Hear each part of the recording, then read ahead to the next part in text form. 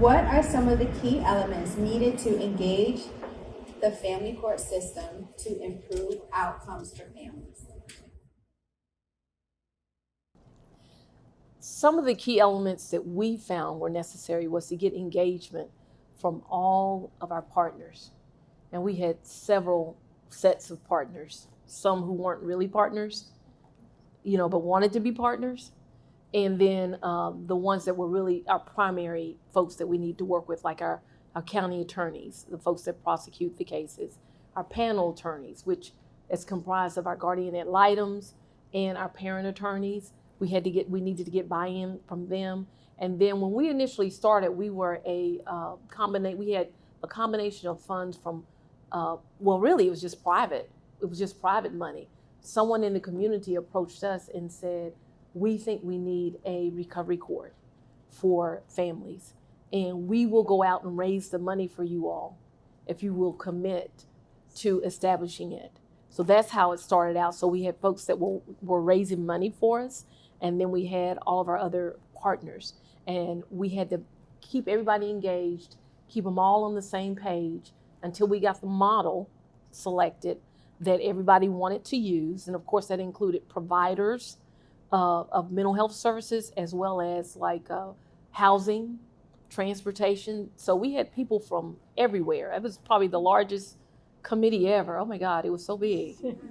And but once we narrowed it down, and once they saw that we had something that was going to work, then basically they kind of let go and let us go ahead and start to run things. But we did have to get everybody engaged and on the same page.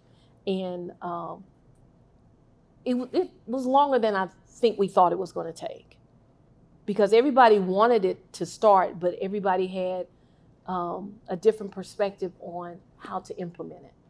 And so we had to kind of peek through and get what was really going to work instead of just what might be popular, because the perception was that it was just a drug treatment court for families. And that's not what we were going for. We were really going for a recovery program that touched everybody in the family. So, do you want to ask some more? Sure. I don't have the ability to be quite like Judge Brown. Judge Brown can kind of speak from the cuff. I have some notes. But I came onto the program a little bit later. Judge Brown took the bull by the horn and kind of made it what it is today. But one of the things that I wanted to stress upon everyone is that in order for a program like this to work and be successful, you have to have clear communication from all parties.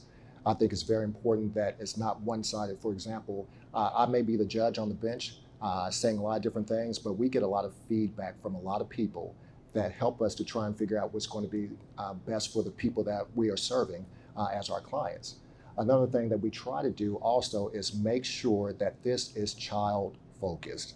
We are looking at the best interest of the child. For example, we may have a situation where a parent has certain issues, but with those issues, we want to make sure that they are taking care of their issues first. I remember at one time giving the analogy of the flight attendant. Everyone heard the flight attendant speech? I have said in my courtroom that at this point, you're going to have to put the oxygen mask on yourself, because you can't take care of anyone else until you take care of yourself first. And that person that they need to take care of is themselves before they can finally get their child back and do what's in the best interest of that child. So we try to make sure there's open and clear communication, and we also make sure that the child is put at first, at the center of everything, and make sure that parents understand that while we're trying to help them, we're ultimately trying to help that child that we're serving. Thank you.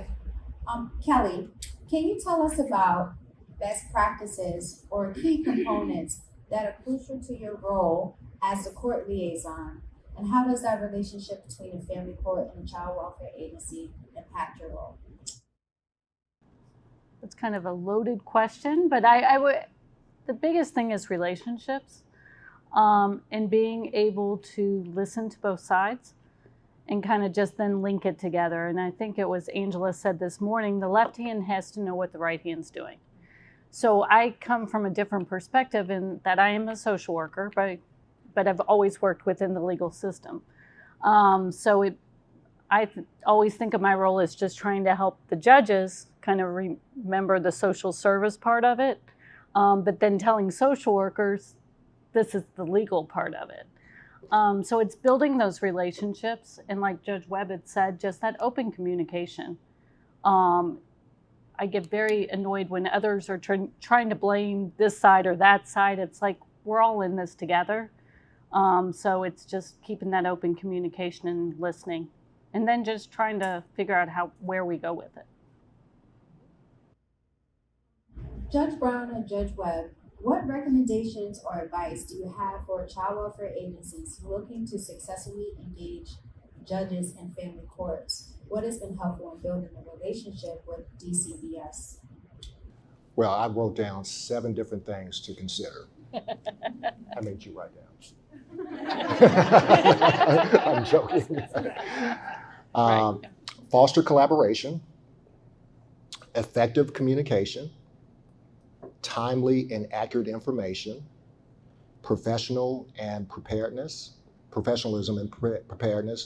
training and education, legal compliance, and continuous improvement. I think that you're only as good as your last day. We want to make sure that everyone has an opportunity to be heard, but at the same time, we want to make sure that they have an opportunity to improve. The clients need to improve. We as caretakers of them need to improve as well. So we always try and find ways to do better for them and be better for them, because ultimately we are responsible for the children and making sure that everything's done the way it needs to be done. There's an African proverb that talks about Ubuntu. We're only as good as the people that we are serving. So we are not the best we can possibly be unless we serve the people to be the best that they can possibly be as well. So we're all in this together. So we're hoping that the things that we do can help them be the best, as I like to say, the best representations of themselves, but we have to be the best representations of ourselves as well to go along with that. So when I think about engaging the family courts and judges, I feel like you have to show them how it's beneficial. They have to be able to see it.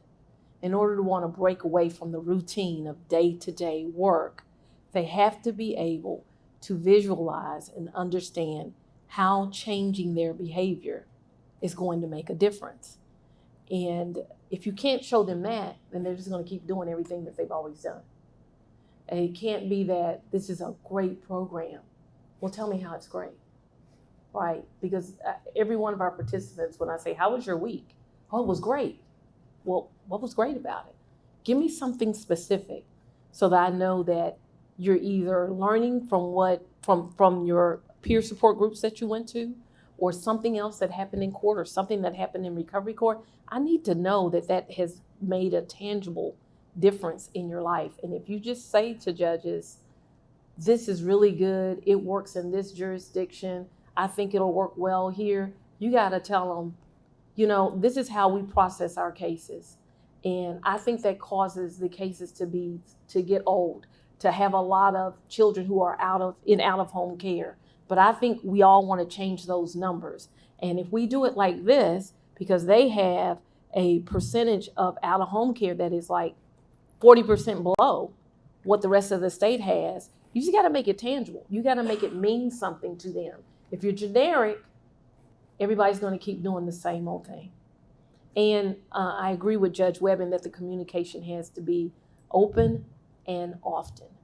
So when there are issues between DCBS and the court system, or with your panel attorneys who handle those cases, you have to have an opportunity for people to discuss it, because everybody gets jaded.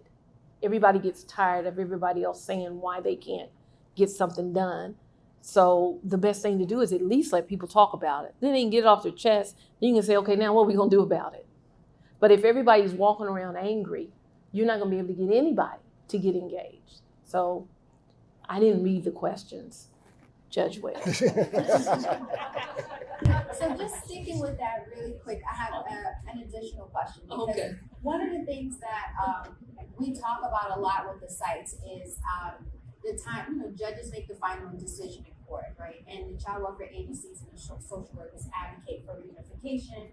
Okay, this parent is ready to be reunified with their child. or let's move from supervised visits to unsupervised visits. And sometimes family court, they are not as trusting of the child welfare agencies at times. So, and we have talked a lot about this with everyone in this room. So could you give a little insight on how you two have been able, or the child welfare agency has been able to build that trust with the family court so that you'll feel comfortable with rendering that decision of, okay, now this family can be reunited, or they can move from supervised visits to unsupervised visits for a child discharge or anything? I think I always start with the premise that we're going for reunification. Okay, that really is the goal for everybody. And holding all of our partners accountable to keep moving us toward reunification. So when my county attorneys want to keep passing cases, because they don't want to do them on that day, I'm like, no, we're not passing the case. This is going to get heard next time. When the DCBS worker may not have the information that I need, then I'm only giving you a week to get it. I'm passing it to the next docket. And my expectation is that you're going to have it. And as far as, for us, it's kind of already built into our state statute that reunification is the goal. So I just make sure everybody's aware of that, because I'm not going to deviate from that and get us in a position where folks are rushing us through the process or through the steps to get to a point where this child either doesn't have the resources, or the parent doesn't have the resources, or we haven't had any reasonable efforts made. So I feel like it's always keeping your eye on the bigger picture of where we're going with this, because sometimes cases will get continued. That's not uncommon, but I'm not going to let it get passed so that we're like 6 months down the road and we still haven't done anything for this family. So I feel like you just got to kind of keep the bigger picture in mind and always holding folks to task, really, to make sure that they're doing what they need to do. And me and my little brother, we always play around. He calls me his big sister, but he does read everything. I would echo what Judge Brown had to say. The goal is always going to be reunification. But one of the things that helps to build trust is, for me, is knowing that I don't know everything. And I have to trust the people that are on the ground floor trying to make all the investigations. And I know that I can't do my job without adequate information. So if it's the parent's attorney, whether it's the cabinet, it's a guardian ad litem, the goal is reunification, but the goal is to make sure that these kids are in a safe environment and that they are not returned to a place where it could cause further trauma. Also understand that removing a child could cause trauma as well, but we also have to understand that that's the goal initially, to return the child to the parents. But I have to rely on the people that are on the front lines, the people that are actually doing the work, because at the end of the day, I can't go out and see these kids. I can't go out and try and figure out what's going on behind the scenes. That's why we hire people to do the job that they're supposed to do, and I'm supposed to trust them. I'm blessed to be able to have a robe and make decisions, but I have to make informed decisions. And I can only do that by trusting the people that have been assigned to do the work for us. Right. One other thing, we have CASA workers that we often appoint on cases, and so we rely a lot on them being able to be eyes and ears when maybe our DCBS group might be a little overworked and may not have had as much contact as we have wished. Then we're looking to those other folks to be that bridge as well. And I typically am, I'm going to say, until my partners show me that they aren't doing what they're supposed to, I'm usually giving you that kind of leeway to believe, okay, that there's a reason that you want this passed, or there's a reason why you didn't get out to visit this month. But if it's repeated, then I'm like probably going to ask a few more questions. But generally, I just think you can't have an adversarial relationship and call yourself being in partnership with somebody. Because who wants to partner with somebody that they don't like, that you don't trust, that you're constantly not feeling like they're doing their job? Nobody wants to come in your courtroom. Nobody wants to get, berated. you have to have relationships with everybody in a way that folks will tell you things, because some of what is not working is what you never hear about until something happens. Thank you. Courtney, can you speak to some of the differences in your interactions between family court judges and FRC judges, and what has made a difference for you? Yeah, like a normal like courtroom, you just go and they call your name, you walk up to the podium, and then whatever happens, you just leave. But like here, you like go down, you actually sit like across the table from them, and like the other clients are there, so like they get to give you like feedback too, if anything like going on, and I think it's just like a really good way to like form like a way of like trusting like someone, like the CPS workers too, but like the judge, because we come in like we don't like authority, we think everybody's like out to get us, all you guys want to do is take our children.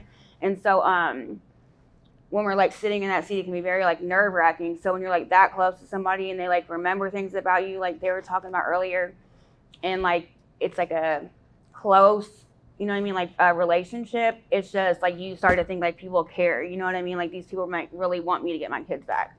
And so it's way different than just like walking into a courtroom and then just like leaving. Well, were your judges? We were for like 1 second, but no, I had Ogden. Thank you.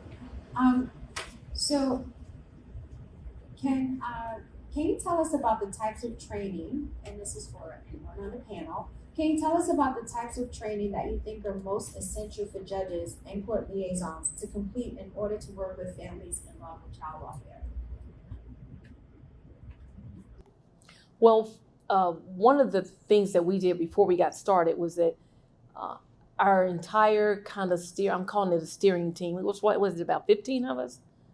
We went to the National Drug Court Treatment Conference just so we could all get started on the same page with the same base of knowledge. And so we tried to ask any judge that wants to come into the program to at least have an opportunity to do that before they roll in, because we feel like you have to have a base. It's really not the same as just running your courtroom.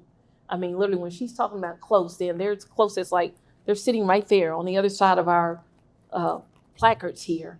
And you're looking at them, talking to them, and they're people that you get to know. I mean, you really do get to know them. You really do worry about their well-being. And if they ghost you for a couple of weeks, then you're wondering where they are. You want to, I'm calling Cindy and other folks saying, have you seen them? Did they call you? What they say? What can we do? And for as collaborative as our relationship is, we do disagree. We do disagree. And my time is my time. So maybe when the workers, everybody else be trying to take over my court time, I say, this is my time. This is my 15 minutes, because that's all it is. 15 minutes. It's probably not even 15 minutes. It's probably 10 minutes per person. And that's the only time that I get with them during the week. But the work case managers and their DCBS worker are talking to them every day. So I really try to use all my time.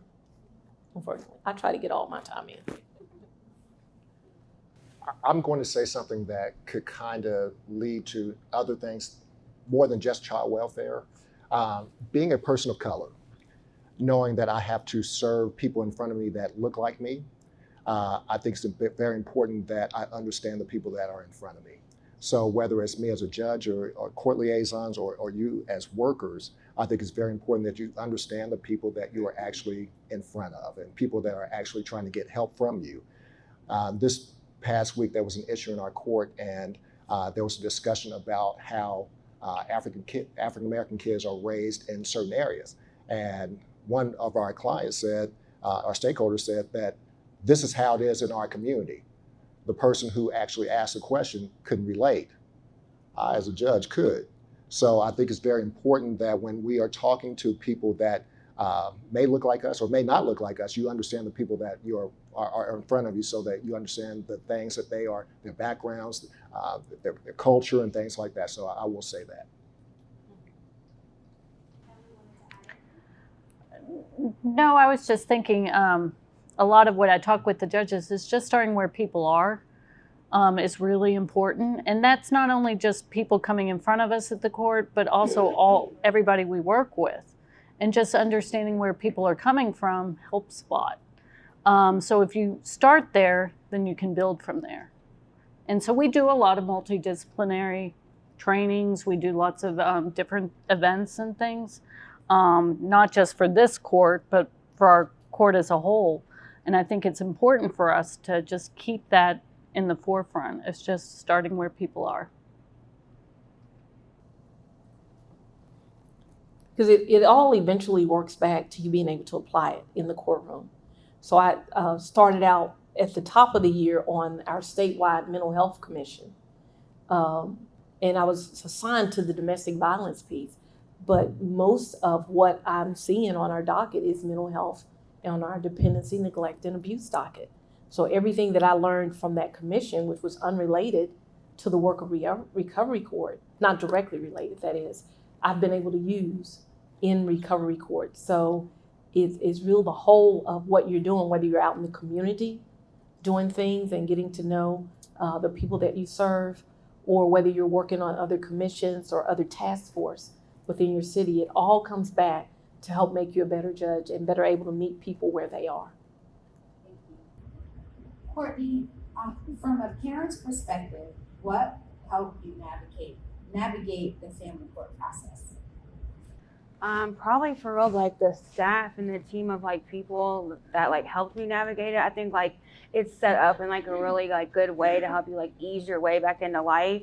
And so I know when I got here, I didn't know how to be a mom. I didn't know how to get a job. I didn't know how to do any of those things. And like I didn't know how to make doctor's appointments and stuff. So they like helped me like learn how to do all those things. On the taking care of me, like we had to get a dentist appointment, a doctor's appointment, and then like in phase 2, the parenting class, it really opened my eyes up to like who I was as a mom, because I'd always say like, well, I was there, you know what I'm saying? But I was there physically, but not mentally. And so it opened my eyes to like see that I really wasn't there, and the damage that I'd done to my kids. And one of the parts, you have to like write an apology letter, as if like apology. No, is it an apology letter? Yeah. And then you also have to do like a note, like as you are the child, writing to like your mom. And so as you were your child. And so that was like really like hard for me, and like really eye-opening as well.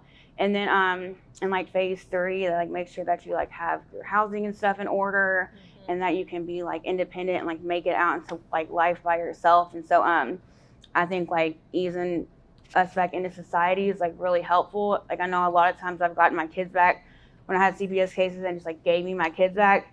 And like I was too scared to say like I'm not ready, you know what I mean? Like I'm just not ready to have these kids back, and so I would just take them back, and then I would mess up all over again.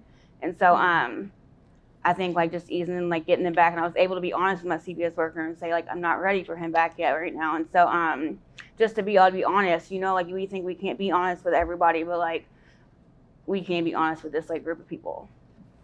That's all I got. Thank you.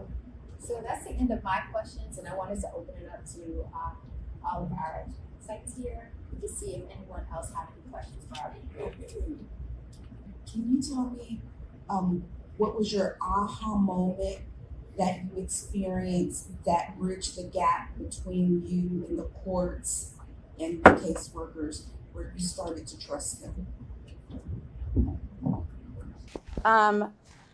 Probably, I remember like my CPS worker came over to my, I was living in a halfway house at the time, and like he came over to a home visit, and just the way that he like sat down and like talked to me like one-on-one, and like actually like cared. And he didn't just like act like he cared, but his actions showed me that he cared. Like he like made sure I got supervised visits of my son back, and then unsupervised. And so like I didn't have to like chase him down. Like he was doing the things that he was telling me he was doing when he said he was going to do them.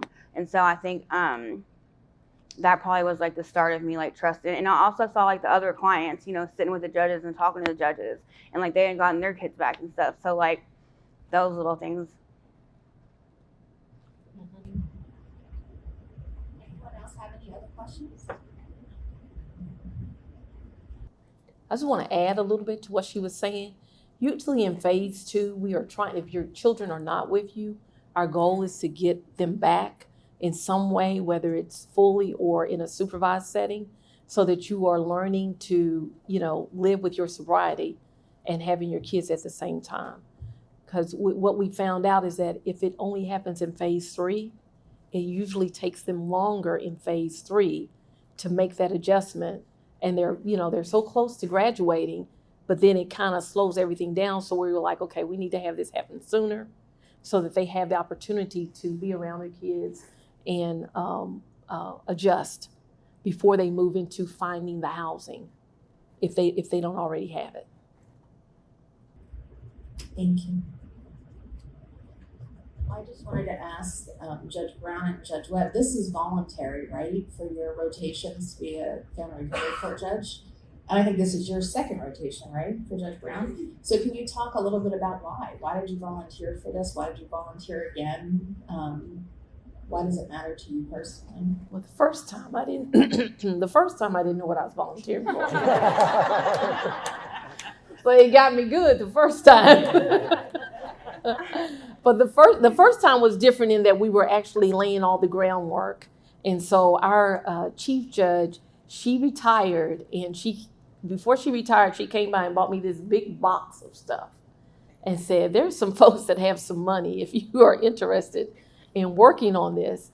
And at that time, I was like, oh, sure, yeah, I'm interested. I didn't know it was going to take us 18 months to get it up and running, but it was probably one of the most beneficial times in my professional career as a judge, because it just really changed so much of what I think about being a judge and how important it is for me to be able to hear someone really talking and sharing about their issues and what's going on, and not taking any time that I have a litigant in front of me for granted, right? Because they don't have to come.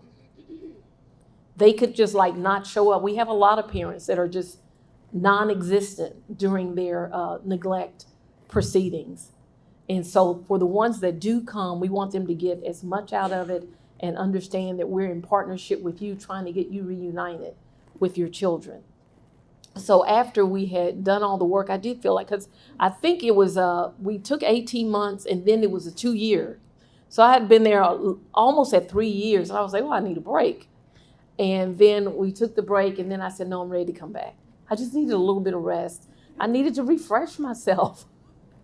And I was really excited to come back so that I could, again, see with new eyes all the things that we could do. And I've just been really excited about the progress that we've been able to make. I don't think we saw ourselves in the position that we're in. We just didn't know. Well, for one point, we were about to run out of money. So it was like down to the month where if we don't get any money, then we're going to have to start doing something. And then all of a sudden we started getting an influx of what we needed. But I can't explain it other than to say that I just feel like it makes me a better person overall to be involved with the Recovery Court program. And I appreciate all of our partners. And they put up with me, I put up with them. Kelly is called the disruptor by my sheriff, because whenever I was on there, she was always sticking her head in the back door. Judge, I need you for 5 minutes. I need you for this. But we know that that's a part of it. And because we're all in the same building and we can all get things done, then we don't often have time to come up with another meeting. So we're always running into each other in the hallway. I think nothing of calling Cindy in the middle of my docket to say, Cindy, this person says that they've been coming to 7 counties and nobody's talking to them. Can you look this up? So that I can then get back to that person right then and say, now, you had 5 no-shows. They're there for you. You're the one that's not coming. And it's easier to do that when you have relationships with all of your partners to be able to get that quick response, because I feel like the folks that are not whole, they count on those gaps in the process to be able to continue to do what they're doing, because they know some people aren't going to go back and check on it. Nobody's going to check me. Nobody's going to ask me that. And we become those people that ask those questions. And at the end of the day, it helps them get reunified. So I guess that's why I came back the second time.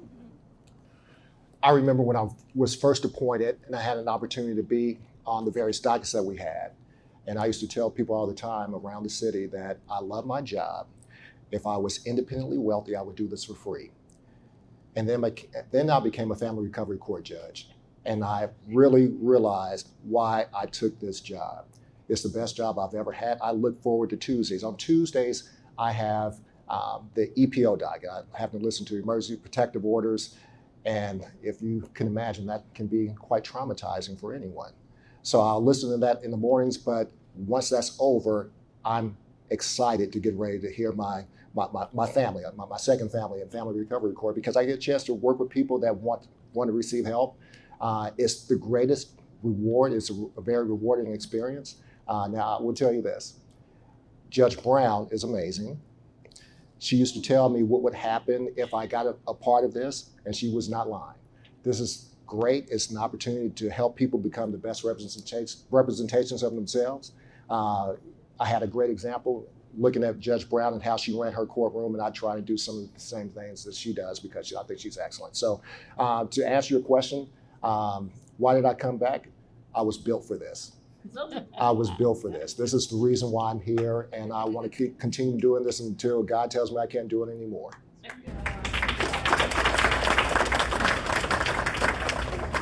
You know, and it's volunteer for us, and it's also volunteer for the litigants. So I don't know if everybody else's program is like that, where they're not court ordered to appear. Like, we don't even keep a paper file. It's just, we just sitting down and we're having conversation with them. We have a summary sheet where we're keeping up with our staffing, and everybody's on the same page to know what are the pressure points, what are the things that need to be praised this week, or what are some of the things that they may need to be held accountable on. But it definitely is just a conversation with them where they're coming in to say, this is how my week was. Man, it was horrible, but I'm still sober. I didn't do what I usually do. I did something else this time. So that, I feel like, is a big part of what makes us successful, is that they don't have to come back each week. And they know that, but they come back anyway. And they're asking for our help. And so we're there for them to help them with that. I'll say this last. I think Cindy said that we, Judge Brown and myself, we are unlicensed social workers. We like to come, first of all, one thing that's different between us and other family court judges, in Family Recovery Court, we are not on the bench. We come down, we sit right across from the stakeholder. We are this close. Sometimes things get heated. Sometimes they say some things. Believe me, sometimes I say some things back. But we are trying to help people to get their kids back. We're trying to help them reunify with their children. And sometimes you have to say some things that you may not have the liberty to say in court. Thankfully, some of the things are not recorded. Nothing's recorded because I think I have some problems if things were recorded. But you have to be open and honest. You have to be clear, concise with them. You have to be reliable. I think we have to hold them accountable. They hold us accountable, we hold them accountable, and I think that's what we do as a group. We hold everyone accountable. The best thing that happened, I think, for me, being a part of this Family Recovery Court was last week at the very end. We had a person that has been missing in action. And one of the people in the group said, we need to find her. We need to do some things. And I said, well, if you want to reach out to her, I said, I cannot. But if you want to reach out to her and have some of your other family members reach out to her as well, I'm open to that. So hopefully they can help bring that person back, because we try to hold each other accountable. And I think that's one of the greatest parts about this program. Thank you. We have one more question.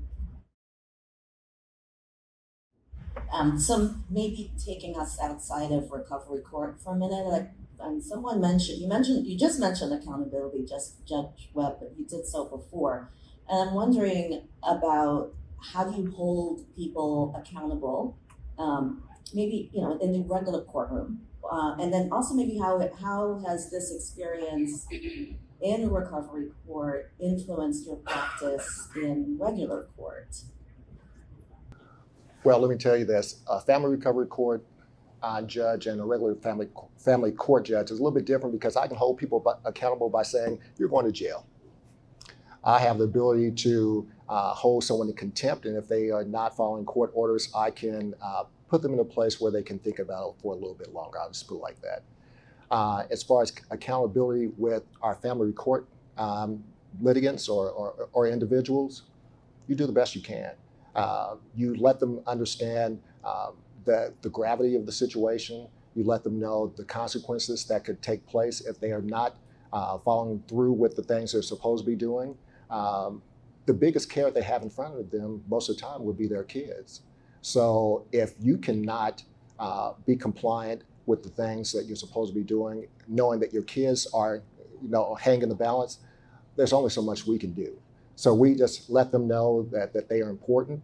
We let them know that we're here for them. We try to support them any way possible. If there's a situation that they need help with, we try and help them with that situation, no matter how big or how small it is. But at the end of the day, what holds them accountable are their kids. And we just try and help them see that side of it. What about other parties in the courtroom? Because we often hear from parents that maybe their attorneys are not accountable to them, or the GAL towards the child. So how do you hold those other parties accountable? Well, a couple of times a year, we have a training where we're talking to our panel attorneys. I think we have like 70 or 75 folks that act in that capacity as a parent attorney or a guardian ad litem. And so we have the trainings a couple times a year where we're saying this is the expectation, this is what we need. And then when we're in our family term meetings with all 10 of the other judges that are doing this, we're letting them know, we're saying to each other what's not happening. What do we need to do? Is anybody else experiencing this issue? And if it turns out that it's something that's occurring in more than one courtroom, then we feel like we have to address it. And that's how we hold the panel attorneys accountable. And then we also have administrative meetings with our other partners, like with our county attorneys, with DCBS, the providers, where we're getting that daily feedback. That is probably monthly, right? Kelly, is it monthly or biweekly? Monthly feedback on what is or is not working. So we start from there. But it's not uncommon for people to not speak so highly of their court-appointed attorney or of their CPS worker in regular court. Now, here's the problem we have in recovery court. They don't want to leave. They don't want to graduate. They fall in love with their CPS worker. They want to stay there and they want to stay in the program. They're ready, but they don't want to go.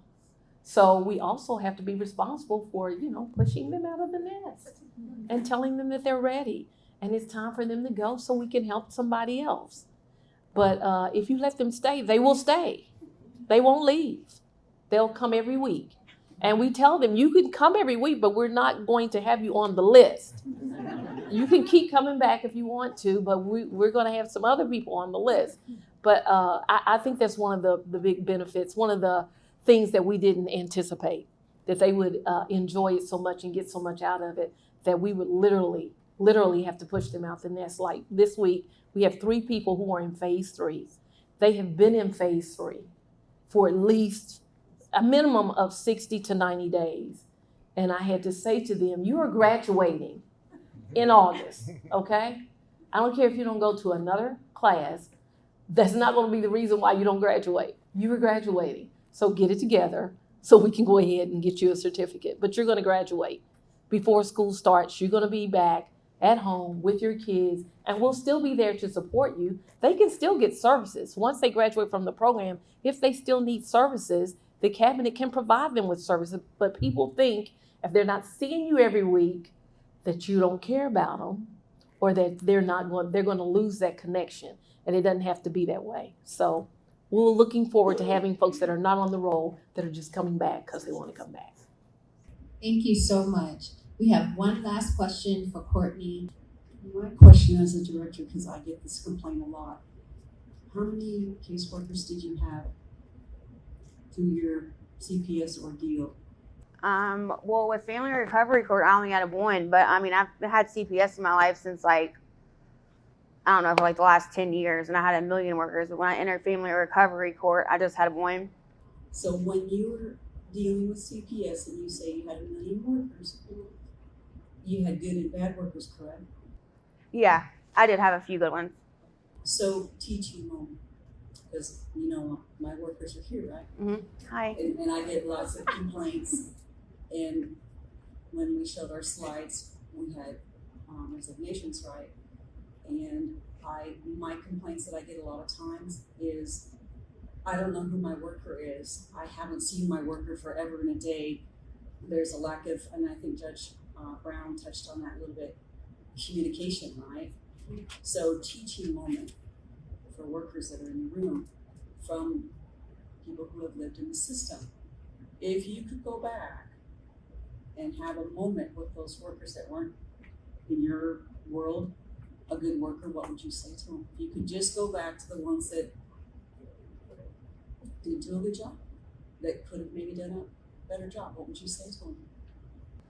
Like knowing what I know now, I don't think that I would be mean, like for real, because I see like how busy everybody is, and like it's different when you get to see like how hard everybody is working, and like from what I see, the CPS workers that I work with and stuff like work their butt off. So I mean, I don't think that I would have anything mean to say. I guess just to just be like, I guess, patient with them. Like I know when we come to try and get sober, like we want to get sober, we just can't get it every time. You know what I mean? Like it's not that we don't want to be a mom or we don't want to do those things. Like we like don't know how. You know what I mean? So I think just some patience. Thank you so much, Courtney, Judge Brown, Judge Webb, and Kelly. We really appreciate you spending your time